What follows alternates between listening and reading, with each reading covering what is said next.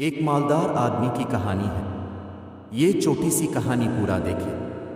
اسی محلے میں ایک امیر آدمی نے نیا مکان بنایا اور وہاں آ کر رہنے لگا۔ یہ امیر آدمی کبھی کسی کی مدد نہیں کرتا تھا۔ اسی محلے میں کچھ دکاندار ایسے تھے جو خود امیر نہیں تھے لیکن لوگوں کی مدد کیا کرتے تھے۔ ایک قصائی تھا جو اکثر غریبوں کو مفت اور بہت عمدہ گوشت دے دیا کرتا تھا۔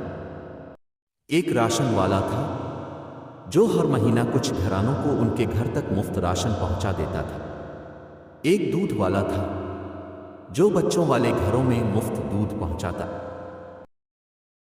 لوگوں نے مالدار شخص کو خوب برا کہتے کہ دیکھو اتنا مال ہونے کے باوجود کسی کی مدد نہیں کرتا ہے، اور یہ دکاندار بیچارے خود سارا دن محنت کرتے ہیں لیکن غریبوں کا خیال بھی رکھتے ہیں۔ کچھ عرصہ اسی طرح گزر گیا اور سب نے مالدار آدمی سے ناتا توڑ لیا، اور جب اس مالدار کا انتقال ہوا تو اس محلہ سے کوئی بھی اس کے جنازے میں شریک نہ ہوا۔ مالدار کی موت کے اگلے روز ایک غریب نے گوشت والے سے مفت گوشت مانگا تو اس نے دینے سے صاف انکار کر دیا۔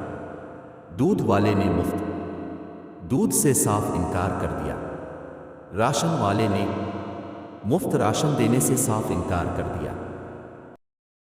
پتہ ہے کیوں؟